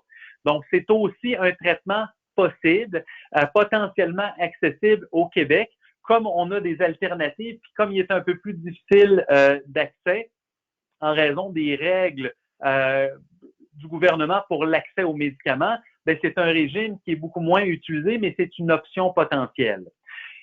On peut aussi, comme je vous ai dit, remplacer le bortezomib par un autre inhibiteur des protéasomes qu'on appelle le carfilzomib. Donc, on a fait une comparaison carfilzomib décadron versus bortezomib ou Velcade décadron pour voir est-ce que le carfilzomib, effectivement, même si c'est un inhibiteur des protéasomes de nouvelle génération, est-ce qu'il est meilleur que le Velcade? On a fait l'étude et quand on regarde la survie sans progression des gens qui reçoivent le carfilzomib décadron versus les gens qui ont reçu à l'époque le traitement standard Velcade décadron, on voit que les gens qui reçoivent carfilzomib décadron vont mieux en termes de survie sans progression et vont également mieux en termes de survie globale. C'est modeste, vous allez me dire. C'est des petits pas que l'on fait progressivement pour qu'au fil des années, au fil des décennies, on améliore constamment le devenir des gens qui ont un myélome multiple. Il y a une étude canadienne qu'on appelle MIX-1, qui est une étude qui a regardé le carfilzomib décadron auquel on ajoute la cyclophosphamide. L'intérêt de cette étude-là était que le carfilzomib, au lieu d'être donné de façon standard, 2 fois par semaine, 3 semaines sur 4, donc 2 fois par semaine, ça demande beaucoup de mobilisation du patient pour venir à l'hôpital. c'est très désagréable pour le patient. La façon standard de donner le carfilzomib était peu attrayante. On a fait une étude pour regarder est-ce que le carfilzomib, une fois par semaine plutôt que 2 fois par semaine, mais à plus haute dose, serait efficace, serait équivalent. Et quand on regarde les taux de réponse, quand on le donne une fois par semaine versus la façon de l'étude précédente que je vous ai parlé 2 fois par semaine, est-ce que les bénéfices sont les mêmes? Ben, grossièrement, quand on regarde les choses, la réponse, c'est oui. C'est le type d'étude, pas la seule étude. Il y a eu d'autres études où on utilise le carfilzomib une fois par semaine, mais c'est le type d'étude qui a fait en sorte que aujourd'hui, on utilise beaucoup plus le carfilzomib une fois par semaine, 3 semaines sur 4, pour rendre les traitements beaucoup plus intéressants et accessibles et faciles pour les patients sans augmenter les toxicités. On a une autre étude qui n'est pas encore publiée, mais qu'on regarde le traitement qui est maintenant un des traitements standards carfilzomib décadron, auquel on regarde carfilzomib décadron, auquel on ajoute le daratumumab. Et quand on regarde les taux de réponse, les qualités de réponse, les qualités de très grande qualité de réponse qu'on appelle la MRD, c'est en faveur du carfilzomib décadron auquel on ajoute le daratumumab. Et quand on regarde la survie sans progression, c'est en faveur aussi du carfilzomib décadron daratumumab versus carfilzomib décadron seul, mais c'est pas encore un traitement accessible au Canada. Quand on utilise le Revlimid, on a plusieurs études, comme je vous ai dit, où on tente d'ajouter un 3e médicament pour en améliorer l'efficacité. Ben, on a l'étude Pollux qui regarde Revlimid décadron versus Revlimid décadron auquel on ajoute le daratumumab. Et quand on regarde l'évolution des patients, encore une fois, la survie sans progression, clairement en faveur du DRD avec le daratumumab versus le RD seul. Le daratumumab est donné intraveineux. Il y a des études qui sont en train de se faire pour voir si la forme sous-cutanée, SC pour sous-cutanée, serait équivalente à la forme intraveineuse. On a l'étude Colomba qui compare donc en étude de phase 3 les gens qui le reçoivent de façon standard intraveineux versus un groupe de patients qui le reçoivent de façon expérimentale sous-cutanée. Et quand on regarde les taux de réponse, c'est certainement pas en défaveur du sous-cutané par rapport au intraveineux, ni en termes de PFS qui est très similaire, mais on avait nettement moins de réactions infusionnelles, c'est-à-dire de réactions aux effets secondaires au moment de l'infusion du médicament, et ça va être beaucoup plus commode de le donner sous-cutané. Il n'est pas encore accessible au Canada sous-cutané, mais il faudrait s'attendre probablement au courant de la prochaine année à ce que le daratumumab vienne à être sous-cutané. Une autre étude que je veux vous parler, c'est l'étude Aspire qui compare Revlimid décadron, qui était un traitement standard à l'époque, versus carfilzomib Revlimid décadron. Et comme pour l'étude Pollux que je vous ai parlé, quand on ajoute le carfilzomib au Revlimid décadron, les gens vont mieux que quand on ne donne que le Revlimid décadron seul. C'est vrai pour la survie sans progression. C'est vrai aussi pour la survie globale, où encore une fois, les différences sont modestes. On aimerait avoir une ligne droite ici pour démontrer que les gens n'ont plus de problème du myélome multiple. C'est juste pas la réalité. Mais encore une fois, c'est un petit pas qui va dans la bonne direction. Une fois qu'on a utilisé le bortezomib, une fois qu'on a utilisé le carfilzomib, une fois qu'on a utilisé le lénaludomide et que la maladie revient, ben on a d'autres outils. On a par exemple le pomalidomide. On a une étude qui nous compare pomalidomide décadron versus ce qui était standard il y a quelques années, le décadron seul. Et quand on regarde les taux de réponse, la survie sans progression, la survie globale, on voit que tous ces variables-là sont tous en faveur de l'ajout de pomalidomide. Donc, sur la base de cette étude-là, les différents gouvernements ont accepté de rembourser pour le pomalidomide, qui est un médicament qui a un impact. Le pomalidomide, on le donne en général en combinaison avec la cyclophosphamide parce qu'on s'est aperçu que par rapport au pomalidomide décadron, quand on ajoute la cyclophosphamide, on ajoute au bénéfice de la survie sans progression avec des tendances sur la survie globale. Donc, souvent, pomalidomide décadron est donné seul quand les gens sont un peu plus frêles, quand on est craintif des effets secondaires, mais quand les gens sont un peu plus fit, un peu plus en meilleur état général, on va souvent ajouter la cyclophosphamide, qui est aussi appelée le Prostox, qui est un agent par la bouche. Donc, Prostox par la bouche, pomalidomide par la bouche, Decadron par la bouche, qui est un traitement attrayant et relativement facile en temps normal pour les patients. On a plusieurs autres études qui sont en cours ou achevées, qui viennent d'être publiées ou qui vont être publiées pour l'ajout d'un troisième médicament autre que le Prostox pour tenter d'améliorer l'efficacité du pomalidomide Decadron. C'est encore des études qui sont trop immatures pour qu'on les recommande présentement. Donc, le standard actuel, quand on utilise le pomalidomide, c'est pomalidomide Decadron ou encore cyclophosphamide pomalidomide Decadron.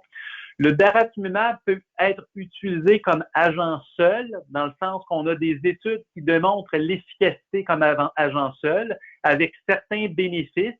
Par contre, le gouvernement du Québec, la même chose pour les provinces anglophones, les autres provinces canadiennes, on n'a pas accès à ce médicament-là en monothérapie. On y a accès en maladie récidivante en combinaison, soit avec le bortezomib, soit avec le lénaludomide. Donc, soit le DVD, soit le DRD.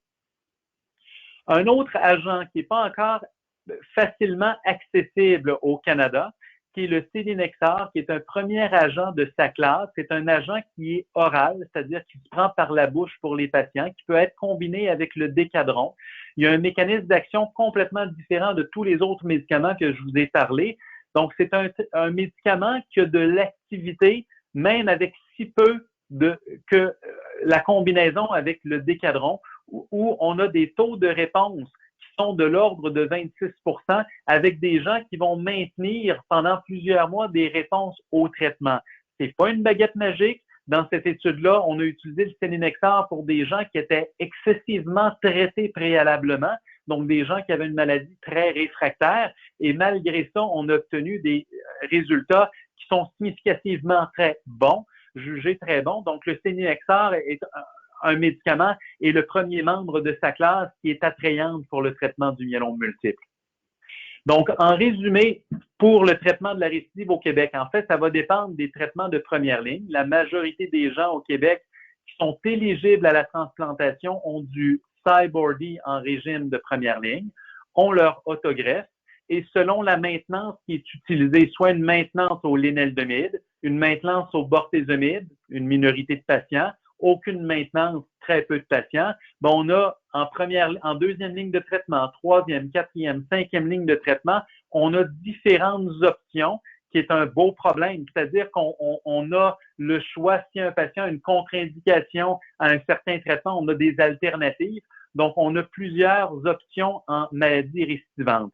Bien évidemment, chaque fois que je présente, je mentionne qu'on soit en première ligne de traitement ou en maladie récidivante, il faut penser au protocole de recherche. Il faut que votre médecin traitant se pose la question, est-ce qu'il y aurait une étude facilement accessible pour mon patient qui vient d'être diagnostiqué ou qui est en maladie récidivante, qui pourrait être bénéfique pour mon patient? À travers le Québec, il y a différents centres qui font des études cliniques en myélome multiple. Donc, si ça ne vient pas de votre médecin, ça peut venir des patients, mais d'être ouvert à la participation au protocole de recherche. De tout ce que je vous ai parlé, c'est pas arrivé comme ça, bang, comme un coup de baguette magique. C'est arrivé par les efforts de la recherche et que des patients ont accepté de participer à des études cliniques qui ont fait en sorte qu'on a pu documenter l'efficacité d'un traitement qui est devenu un traitement standard. Et on n'arrête pas sans cesse d'améliorer la qualité des traitements que l'on a pour les gens qui ont un myélome multiple. Pour les gens donc non éligibles à la transplantation, les deux régimes qui sont les plus souvent utilisés, le Cybordy, qui était équivalent au VMP que je vous ai parlé un peu plus tôt, ou encore le Revlimid Decadron. Donc, selon par quoi on a commencé en première ligne de traitement, dans la maladie récidivante réfractaire, on a d'autres lignes de traitement possibles selon, donc, pour individualiser pour chaque patient. Et encore une fois, pensez au protocole de recherche. Même pour des gens, donc qu'ils soient éligibles ou non éligibles à la greffe, il y a différents protocoles de recherche qui sont ouverts au Québec.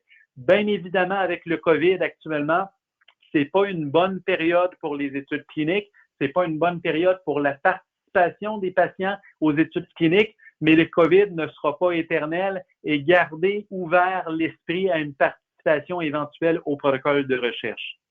Donc, en conclusion, les choix de traitement à la récidive, bien évidemment, sont basés sur la littérature médicale. On n'improvise pas. C'est pas comme de la cuisine où on ajoute un peu plus de sel ou de poivre. On base nos conduites sur la littérature médicale. Une fois qu'on a de la littérature médicale qui nous dit que tel traitement est meilleur qu'un autre ou ainsi de suite, ben, il y a la deuxième chose, c'est l'accessibilité. Il faut y avoir accès dans notre juridiction. Au Québec, au Canada, il faut y avoir accès.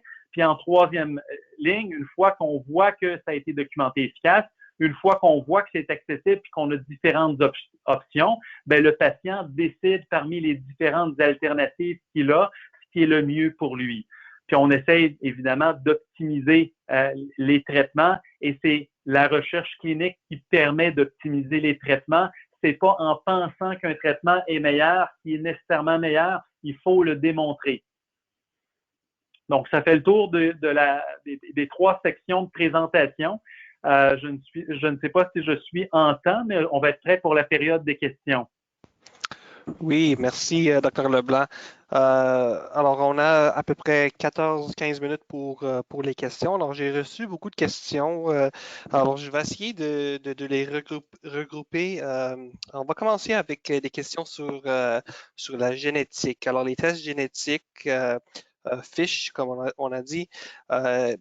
Alors, la question, il y a deux parts. Alors, la première part, c'est est-ce que ces études génétiques sont quelque chose qui est standard dans toutes les institutions au Québec? Et l'autre question, c'est, je l'ai juste ici. Alors, si on peut commencer avec cette question. Je vais commencer par cette portion-là. Gabriel, vous me poserez la deuxième partie tout à l'heure. Donc, est-ce que la génétique est un test qui doit être fait et est-ce que c'est accessible dans toutes les institutions au Québec? La réponse, c'est si c'est un test qui doit être fait, la réponse, c'est oui. Ça a une valeur pronostique, ça nous permet d'avoir, bien que ça soit imparfait, d'avoir une idée comment le patient qui est en face de nous autres risque d'évoluer. Puis parfois, ça peut influencer nos traitements. Je ne suis pas entré, déjà que je vous ai donné énormément d'informations. Parfois, avec la quantité difficile à tout absorber, je ne voulais pas vous inonder d'informations, mais parfois, dans certaines situations, les résultats des tests génétiques peuvent moduler les traitements. Donc, en première ligne, ça devrait être effectué. En maladie récidivante, ben là, c'est un peu plus... c'est un peu moins vrai dans le sens qu'on le recommande, mais comme ça ne change pas beaucoup les traitements qu'on va proposer ultérieurement, donc globalement, souvent en maladie récidivante, on ne les fait pas. Mais en première ligne, on la recommande. Il n'y a pas aucune recommandation de ne pas les faire au moment du diagnostic. Deuxième portion, est-ce que c'est accessible? La réponse, c'est oui. Même si l'hôpital dans lequel vous êtes traité ne les font pas localement, il y a des corridors de services qui sont déjà préalablement organisés avec les centres qui les font. Ce qui fait en sorte que si vous avez un examen de moelle dans une institution qui ne font pas localement la génétique, une portion du prélèvement de moelle va être envoyée dans un laboratoire qui fait la génétique, ce qui fait en sorte que toutes les institutions ont accès, de près ou de loin, ont accès à la génétique. Merci. L'autre part de la question, c'est est-ce que ces tests-là, est-ce qu'on peut les faire dans quelqu'un qui a un myélome indolent versus quelqu'un qui a un myélome actif? Oui. On est dans des systèmes à ressources limitées. Et pour le myélome indolent, actuellement, au Québec ou même au Canada, il n'y a pas de recommandation formelle qu'on devrait les traiter. On commence pour les gens qui ont des myélomes indolents à moins bon risque, à mauvais risque, d'avoir certaines recommandations pour peut-être commencer plus précocement des traitements. C'est pas encore dans les mœurs, c'est pas encore dans les habitudes, ce qui fait en sorte que le myélome indolent, on les observe. On peut observer certains patients d'un peu plus près, certains autres qu'on a moins de signes d'activité de la maladie de moins près, mais globalement, c'est des gens qui doivent être suivis, mais on ne les traite pas. Et comme on ne les traite pas et comme la génétique n'est pas des marqueurs pronostiques pour avoir une boule de cristal comment un patient donné va aller, ben en myélome indolent, on ne le recommande pas de les faire d'emblée. Puis j'amorçais ma réponse en mentionnant qu'on est dans un système à ressources limitées. C'est-à-dire que les laboratoires, les ressources des différents laboratoires au Canada, au Québec, ben, on n'a pas la capacité à tout faire, toutes les analyses pour tous les patients, dans le sens qu'il faut cibler les analyses qu'on a besoin. Et de faire de la génétique pour des gens qui ont un myélome indolent, c'est de mal utiliser nos ressources limitées que l'on a. Ça devrait être réservé aux gens qui ont un myélome symptomatique et non pas un myélome indolent, et encore moins pour le MGUS. Merci, Dr. Leblanc. Alors, on va rester avec là, on va aller avec l'autogreffe. Alors, comme traitement d'induction, le Cyborg-D, est-ce que- comment est-ce que le traitement d'induction est changé ces jours-là dans le contexte de la pandémie de la COVID-19? Donc, on essaie, dans le contexte de la COVID-19, certaines modifications de la conduite usuelle. Il y en a une qui est celle de diminuer l'immunosuppression des patients. Pour diminuer l'immunosuppression, ben, on diminue certains agents qui sont un peu plus immunosuppresseurs. Donc, parfois, on réduit les doses de décadron, parfois, on arrête le daratumumab, parfois, pour les gens qui ont une maladie contrôlée depuis longtemps, qui sont sous traitement, on peut se permettre de donner une pause thérapeutique pour permettre que lorsque le patient va être exposé au COVID et qu'il va faire l'infection, qu'il ait le plus de chances de passer au travers que si son système immunitaire fonctionne moins bien. Une fois qu'on a dit ça, il y a d'autres arguments pour modifier les traitements du patient, c'est de diminuer l'exposition des patients aux hôpitaux. Les hôpitaux, plusieurs hôpitaux, dans la grande région de Montréal, vous en entendez parler, mais ailleurs dans la province, c'est moins pire, mais il y a quand même de la COVID qui se passe à l'hôpital. Il y a un risque plus important d'attraper le COVID à l'hôpital qu'à l'extérieur de l'hôpital. C'est l'une des raisons pour lesquelles, chez des gens, par exemple, pour répondre à la question, qui ont le Cyborg-D, donc le bortezomib ou le Velcade qui est donné sous-cutané une fois par semaine, ben, il faut que le patient vienne une fois par semaine recevoir le traitement. Il y a de la mobilisation, une exposition à l'hôpital et on a certaines alternatives. Je vous avais parlé de l'ixazomib. L'ixazomib ressemble au bortezomib, mais il se prend par la bouche. Donc, plusieurs patients au Québec, leur traitement qui incluait le bortezomib a été modifié avec l'ixazomib pour faciliter le traitement, pour réduire le nombre de visites à l'hôpital, pour pouvoir retarder, par exemple, une autogreffe. On augmente le nombre de cycles avant une autogreffe pour passer la période plus critique de COVID. Donc, il y a certaines modifications des traitements qui peuvent se faire. La question était par rapport au Cyborg-D. Là, j'ai élargi un peu la réponse pour mentionner des changements qui peuvent être faits pour réduire les risques des patients à la COVID. Merci. Alors, on reste avec, l'autogreffe. Le daratumumab comme traitement d'induction, est-ce que c'est disponible? La réponse, je pense, c'est non parce qu'on ne l'a pas présenté. Mais est-ce qu'il y a des études ou des données à propos de ça? Il y a plusieurs études et on en a de plus en plus. Les études que l'on a deviennent de plus en plus matures. Alors, on n'a pas encore d'études qui nous démontrent que quand le daratumumab est donné en induction, que ça change la survie.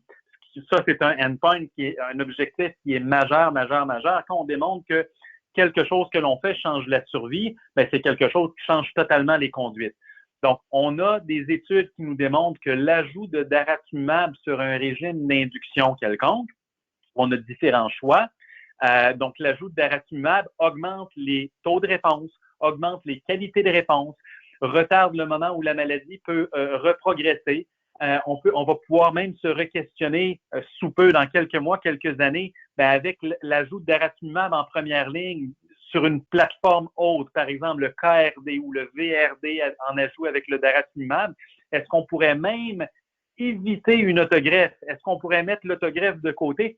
On n'en est pas là. Mais donc, pour répondre à la question, oui, il y a des études, oui, avec des résultats relativement préliminaires qui sont en train de maturer, c'est très attrayant, mais effectivement, non, on n'y a pas encore accès en dehors de protocoles de recherche. Merci. Comme traitement d'entretien, il y a des études où le traitement d'entretien c'est continuel et il y a des études où c'est pour 18 mois ou 24 mois. Est-ce que est-ce que vous pouvez commenter sur les deux façons? Donc, on a plusieurs études, traitement continuel versus traitement pour une certaine durée limitée de temps.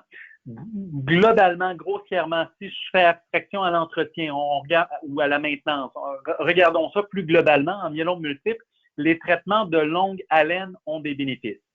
Maintenant, si on regarde spécifiquement pour la maintenance, les premières études de maintenance qui ont été faites, c'était avec des outils qui étaient un peu plus toxiques, l'interféron, la thalidomide, et on était limité sur la durée de traitement d'entretien, pas à cause de l'efficacité, à cause des toxicités. Donc, on limitait le temps.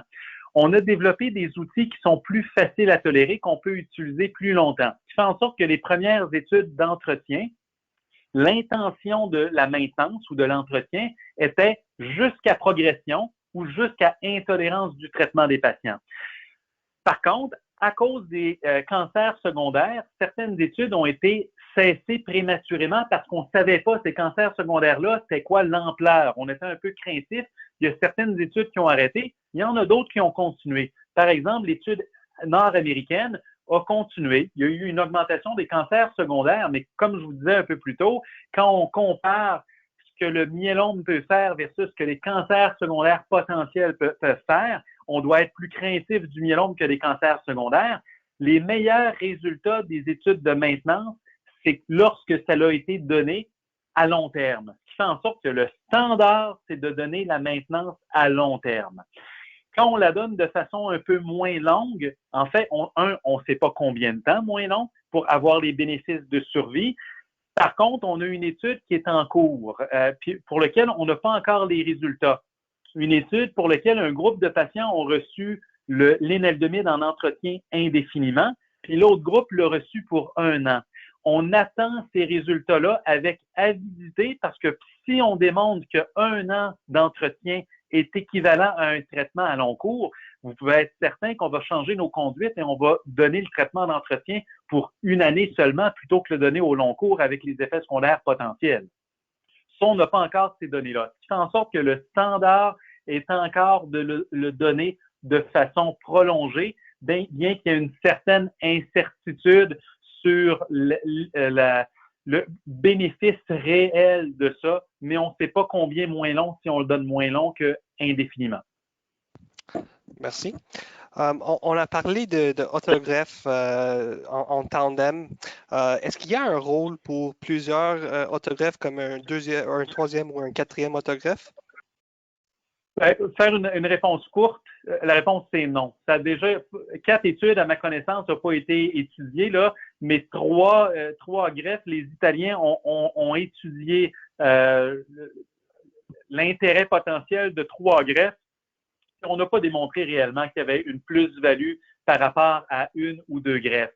Même 2 greffes, ce n'est pas tous les patients qui semblent bénéficier de la deuxième greffe, c'est probablement seulement les patients qui sont à moins bon risque biologique chez qui on va leur proposer une deuxième greffe, soit en tandem ou lors de la récidive. Merci. Alors, la prochaine question, je reçois cette question beaucoup. Alors, je ne sais pas si on peut commenter dessus, mais l'allogreffe. Alors, on sait qu'il y a des études à l'hôpital Maisonneuve-Rosemont à propos de l'allogreffe, différents types de allogreffe. Alors, est-ce qu'il y a des données? Comment est-ce que les études vont? Est-ce que ça va plutôt bien ou non? Ou est-ce qu'on peut commenter sur ça? Bon, l'allogreffe doit être considéré comme un traitement expérimental. La raison principale, c'est que dans les années 90, on a fait de l'allogreffe en myélome multiple, comme on en a fait pour d'autres maladies, le lymphome, la leucémie. Par contre, en myélome, le taux de mortalité ou l'incidence, la fréquence de morbidité, d'effets secondaires, puis d'effets secondaires majeurs qui peuvent induire même jusqu'à un décès, était élevé, était même de l'ordre de 40-50% des gens qui avaient une allogreffe. Donc, ça le refroidit beaucoup les gens à utiliser l'allogreffe à ce moment-là dans les années 90. Il y a plusieurs centres dans le monde, dont à Maisonneuve-Rosemont, mais ailleurs aussi dans le monde, qui ont continué à faire de l'allogreffe. Nous, on le fait le plus souvent dans un contexte d'études cliniques. Le bénéfice potentiel qui est attrayant pour les patients, c'est qu'il existe un taux de guérison qui est nettement plus significatif que l'autogreffe. Je vous ai parlé de l'autogreffe, 1, 2, 3% des gens qui pouvaient espérer ne pas récidiver après 10, 15, 20 ans. Ben, en allogreffe, les chiffres sont beaucoup plus importants. On voit dans notre expérience à nous des 15 dernières années à l'hôpital Maisonneuve-Rosemont, même des 20 dernières années, que ces taux de guérison-là atteignent jusqu'à 40%. Donc, c'est très, très, très attrayant pour les patients, surtout les gens un peu plus jeunes ou qui ont moins de comorbidité, pas de diabète, pas d'insuffisance cardiaque, d'infarctus ou de choses comme ça, des gens qui sont en forme, de dire, ben, est-ce que je pourrais tenter d'avoir un traitement dont l'intention de traitement est curatif plutôt qu'être dans un contexte de traitement qui ont une certaine efficacité, mais globalement, pour la vaste majorité du temps, malheureusement, on ne guérit pas. On est dans un contexte palliatif. Donc, c'est ce qui est très attrayant de l'allogreffe. Par contre, c'est au risque d'avoir des complications qui peuvent induire un décès. Aujourd'hui, les taux de décès, c'est plus de l'ordre de 40-50%. On est de l'ordre de 10% et moins que 10%. Nos dernières expériences étaient plus de l'ordre de 6%, mais c'est quand même plus que le 1-2% que l'autogreffe peut amener. Ce qui fait en sorte que ça reste un traitement expérimental. On en fait, on a des résultats vraiment qui sont intéressants. C'est la raison pour laquelle on continue à la faire, parce que si on n'avait pas de résultats qui nous inciteraient à continuer, on arrêterait d'en faire. On continue à en faire, mais on les fait pour la vaste majorité des patients sous études cliniques. C'est la façon d'utiliser des traitements qui ne sont pas des traitements standards, c'est de mieux les étudier pour mieux les utiliser ultérieurement. Tout le domaine de l'immunothérapie, dont l'allogreffe fait partie, c'est une forme d'immunothérapie. C'est un domaine de recherche qui est excessivement prometteur en myélome multiple. Rien qu'à penser aux anticorps monoclonaux, aux CAR T-cells que vous entendez parler. L'allogreffe fait partie de traitements d'immunothérapie. C'est prometteur.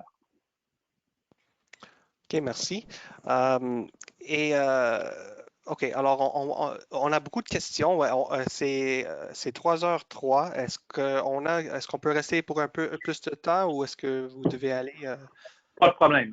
Pas de problème. OK. Alors, c'est sûr qu'on va pas faire toutes les questions parce que j'ai beaucoup, mais on va essayer de faire le plus qu'on peut.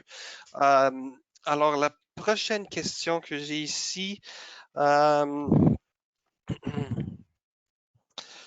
est-ce qu'on peut réutiliser un traitement, par exemple, quelqu'un qui est sur la maintenance avec le lénaludomide dans le futur? Est-ce qu'on peut réutiliser une drogue comme ça? La réponse est potentiellement oui. Ça dépend toujours. Si on a utilisé un traitement dont le patient n'est pas réfractaire à ce traitement-là, la réponse claire, oui, on peut le réutiliser. Par contre, si on a utilisé un traitement et que sous ce traitement-là, ou à l'intérieur des 60 jours qui terminent, qui suit la fin de ce traitement-là, quelqu'un progresse, donc il répond aux critères d'état réfractaire avec ce traitement-là, ben, normalement, on ne devrait pas le réutiliser. Une fois qu'on dit ça, est-ce qu'il existe des gens qui ont été réfractaires à un traitement donné quelques années auparavant qu'on réutilise avec une réponse? La réponse est oui, ça existe. Par contre, aujourd'hui, on a multiples lignes de traitement, ce qui fait en sorte que, pour faire une réponse claire, les gens qui ne sont pas réfractaires à un traitement donné, mais qui a été donné préalablement, peuvent réavoir le traitement. Les gens qui sont réfractaires à un traitement, on devrait regarder pour les alternatives. Il y a des alternatives.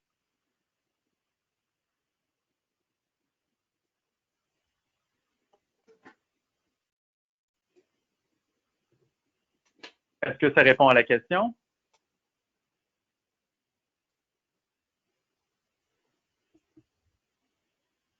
Allô?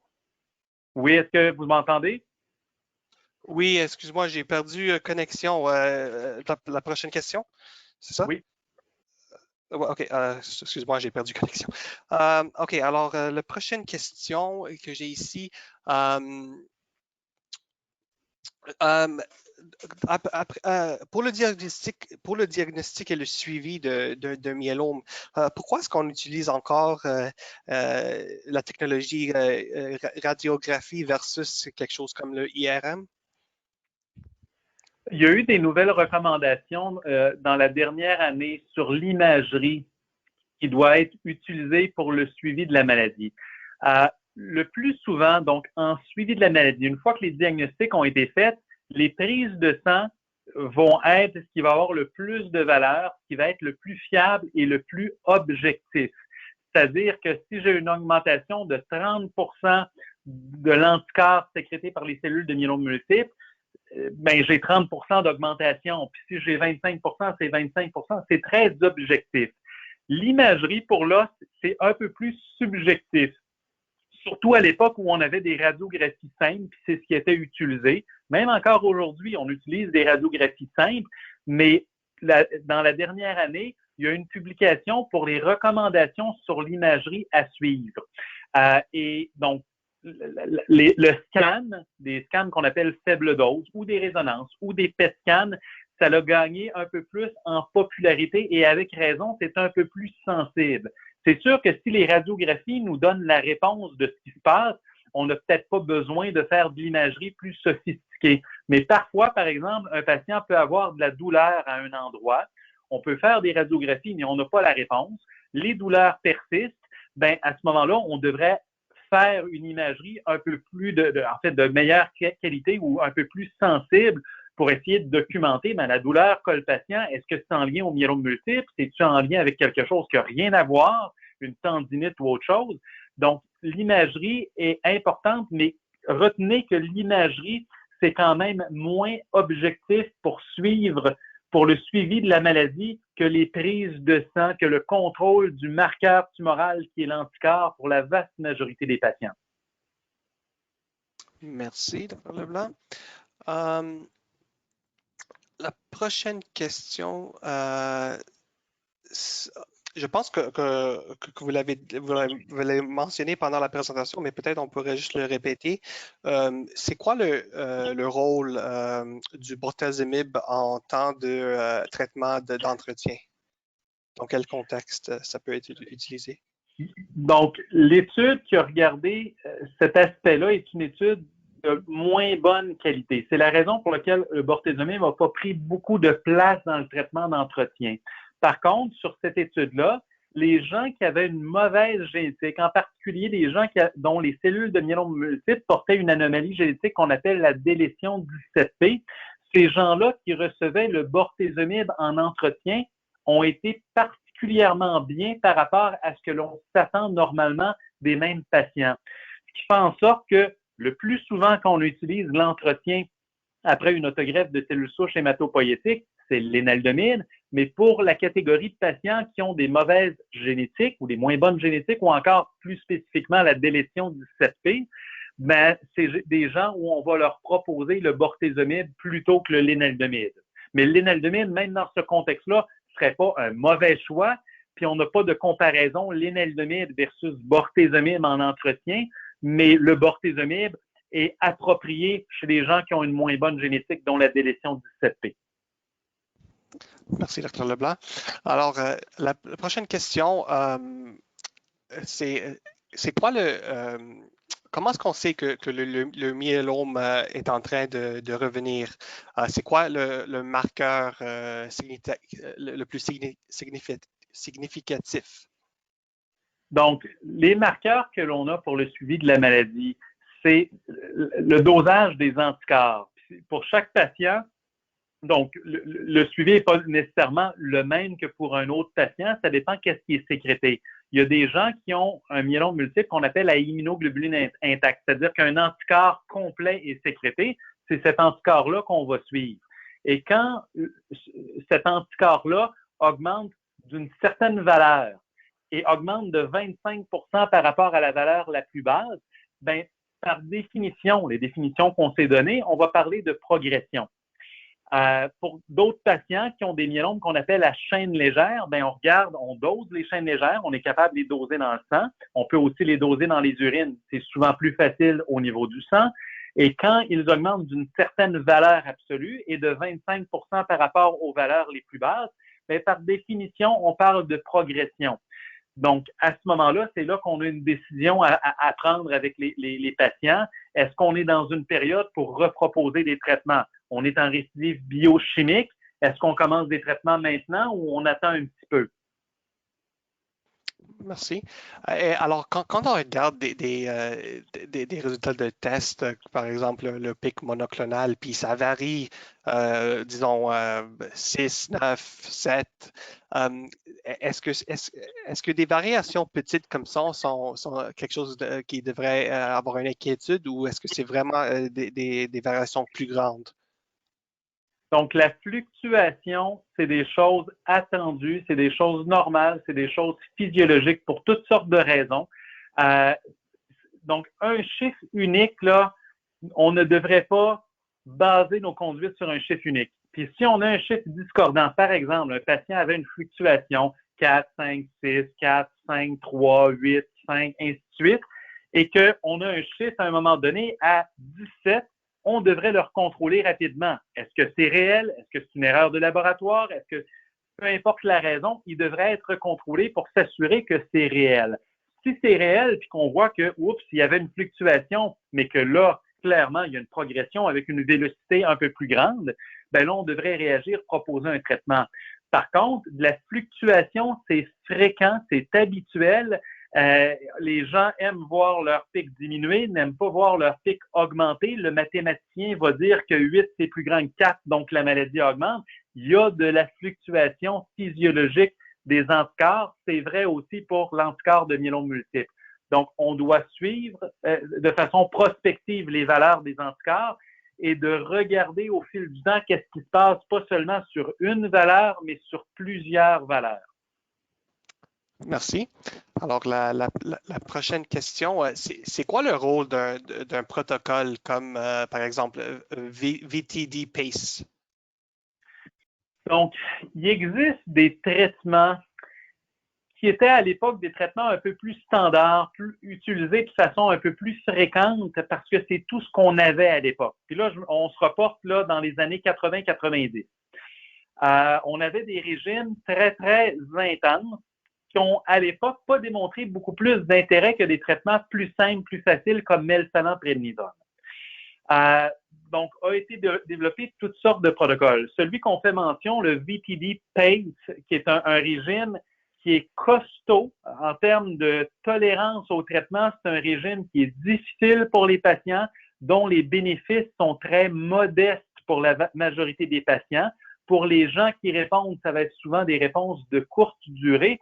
En général, quand sont utilisés chez des gens qui ont eu donc une récidive, une progression après le bortezomib, le Velcade, après le lenalidomide, après le carfilzomib, après le pomalidomide, après le daratumumab qui a été utilisé préalablement, des régimes comme le VTD PACE ou d'autres types de régimes du genre, c'est en général des régimes toxiques qui donnent peu de bénéfices. Donc, moi, je les utilise très rarement parce que je les ai déjà utilisés, mais je me questionne si je ne nuis pas plus aux patients à les utiliser que je les aide. C'est sûr que quand c'est un pont à quelque chose d'autre, par exemple à une greffe ou à participer à une étude clinique, ben on peut vouloir utiliser un régime que oui, peut-être qu'il y a des effets secondaires, mais pour tenter de temporiser à quelque chose qui risque d'être un peu plus efficace. Mais utiliser de façon standard, c'est des régimes toxiques pour les bénéfices que ça peut apporter par rapport aux autres traitements que l'on a. Donc, c'est pas des types de traitements à privilégier. Puis les gens qui sont réfractaires à tous les médicaments que l'on a, qui ont un très, très bon état général, ben, on peut le considérer. Mais chez certains de ces patients-là, quand on les utilise, des fois, on fait dégringoler leur état général parce que c'est des traitements qui sont pas si faciles à recevoir que ça. Voilà, merci, Dr. Leblanc. Avant, on a parlé des fluctuations de la protéine M ou les anticorps.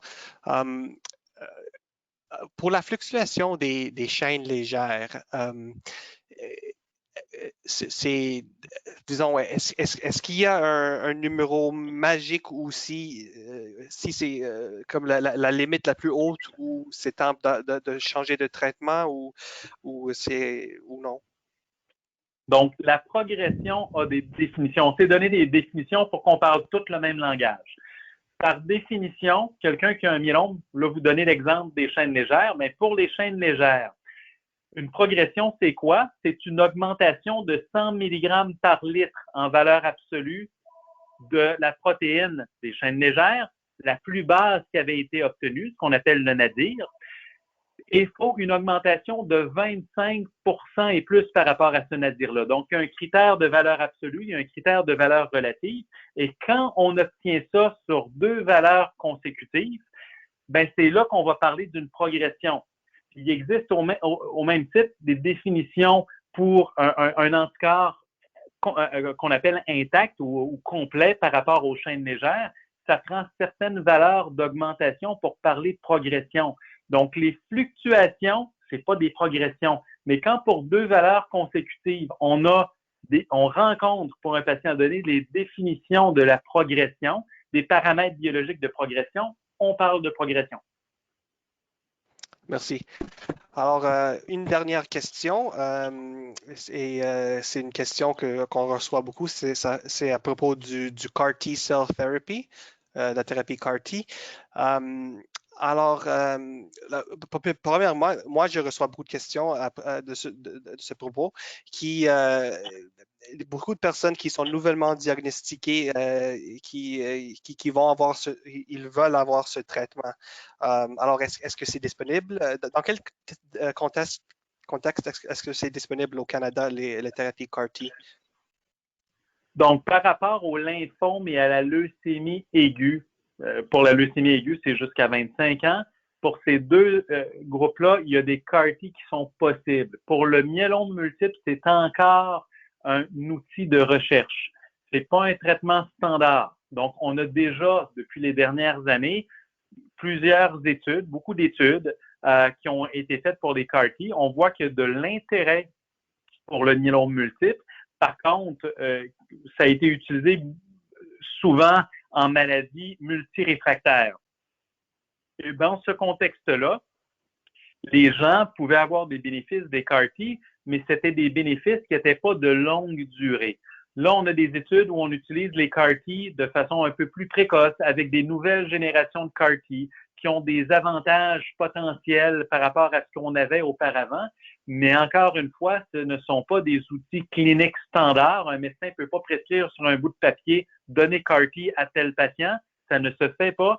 C'est actuellement toujours sous forme de protocole de recherche. En myélome multiple, c'est actuellement un peu plus décevant que pour le lymphome ou la leucémie aiguë, mais avec la recherche, on essaie de trouver une meilleure façon et des nouveaux CAR-T pour améliorer leur efficacité. Mais ce n'est pas des traitements standards. Merci, Dr. Leblanc. Et avec ça, je vous remercie encore d'avoir pris le temps pendant ces jours-là. Je sais que ce n'est pas facile avec la pandémie. Alors, merci beaucoup et je vous souhaite une bonne après-midi et soirée. Merci beaucoup. Bonne fin de journée. Merci, bye.